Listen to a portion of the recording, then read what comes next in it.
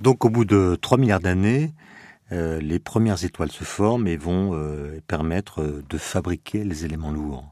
Alors si on récapitule la chronologie, on a affaire à des ordres de grandeur complètement différents. 10 secondes après le Big Bang, on fabrique les premiers noyaux, dont certains sont instables, dont la plupart sont instables. C'est la formation des premiers noyaux. Au bout de 3 minutes, on a formé quelques noyaux légers, mais la nucléosynthèse s'arrête, plus aucun autre noyau s'est formé. Puis silence de 3 milliards d'années du point de vue de la nucléosynthèse, au bout desquels les premières étoiles se forment, et par les réactions de fusion nucléaire vont permettre de fabriquer des éléments chimiques de plus en plus lourds. Donc, si on prend une étoile qui a une masse de, disons, 25 fois la masse du Soleil, je prends 25 fois la masse du Soleil parce que si on prend une masse plus légère, inférieure à 10 fois la masse du Soleil, elle est trop légère pour aboutir à la formation d'éléments lourds. Alors, prenons 25 fois la masse du Soleil, et donc cette étoile va brûler son hydrogène, fabriquer de l'hélium, puis du carbone. Le carbone est formé c'est un élément chimique constitué de noyaux qui contiennent 6 protons. Et on pourrait se demander pourquoi le carbone n'a pas été formé dans l'univers primordial. Eh ben, il aurait pu se former par la rencontre entre 3 noyaux d'hélium, par exemple. L'hélium, c'est 2 protons, 2 neutrons. On fait 3 fois des rencontres entre noyaux d'hélium et on aboutit à un atome de carbone. En fait, ça n'est pas possible parce que l'univers est trop dilué. Il faudra que les étoiles à nouveau compriment ces noyaux d'hélium pour qu'ils puissent faire des rencontres ternaires, donc à 3 noyaux différents, et fabriquent ainsi les noyaux de carbone. Le carbone qui est évidemment essentiel à la vie puisqu'il participe à toute la chimie qui nous est familière. C'est aussi le carbone qui constitue les arbres, les feuilles de papier de l'univers d'aujourd'hui. Il a été formé dans les étoiles à ce moment-là. Donc au bout d'un certain temps, l'étoile en question a épuisé son hydrogène, de sorte qu'elle a tendance à s'arrêter, les réactions de fusion se bloquent, et ne compense plus les effets de la gravité. Donc l'étoile va s'effondrer sur elle-même par effet de gravité. Donc la température au centre va augmenter et elle va devenir plus grande que ce qu'elle était au départ, de sorte qu'on va pouvoir créer des réactions de fusion à partir du carbone. Et donc démarre la combustion du carbone qui va permettre la formation du néon, de l'oxygène, du silicium, du phosphore, du soufre, bref, de tas d'éléments chimiques très importants. Et ensuite, c'est la même séquence d'événements qui va se répéter avec des séquences de plus en plus courtes. C'est-à-dire que le schéma est le suivant.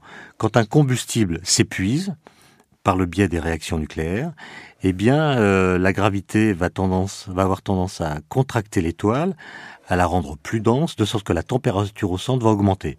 Puisque la température augmente, eh bien, des réactions de combustion avec des éléments plus lourds vont pouvoir commencer.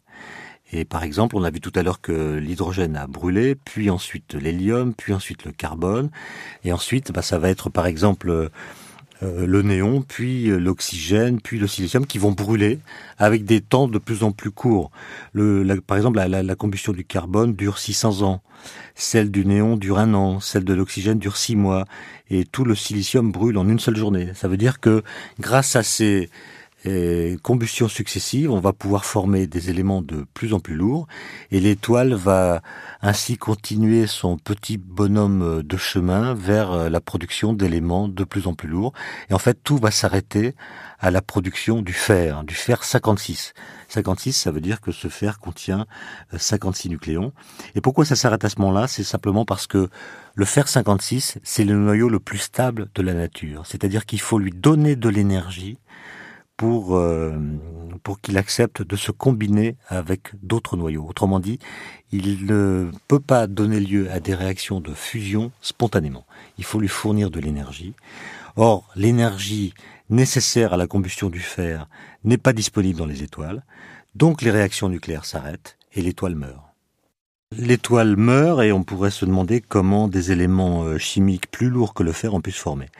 Eh bien là encore, en fait, l'univers va employer les grands moyens, c'est-à-dire que pour fabriquer des éléments plus lourds que le fer, comme par exemple l'uranium, dont on parlera par la suite, eh bien il va carrément faire exploser l'étoile. Puisqu'on vient de dire qu'après le fer 56, après la production du fer 56, les réactions nucléaires sont bloquées, parce que l'énergie nécessaire à à faire accepter au fer de s'acoquiner avec d'autres noyaux n'est pas disponible, eh bien l'étoile va exploser parce que la gravité devient dominante, donc l'étoile s'effondre sur elle-même, mais cette fois de façon très rapide.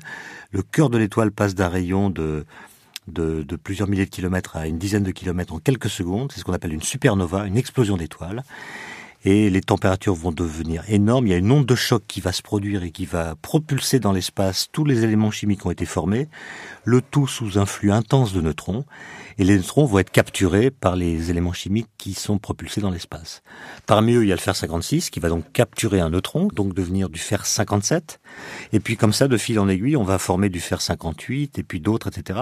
Et quand le nombre de neutrons deviendra trop fort, eh bien, certains neutrons pourront se transformer en protons par le biais d'un type de radioactivité dont on parlera tout à l'heure et qui s'appelle la radioactivité bêta. C'est-à-dire que quand il y a trop de neutrons qui sont donnés au fer, eh bien, certains de ces neutrons vont se transformer en protons, de sorte qu'on va passer du fer à l'élément chimique suivant, avec un proton de plus, et puis etc. Et on va ainsi former tous les éléments chimiques jusqu'au plus lourd d'entre eux, qui est l'uranium.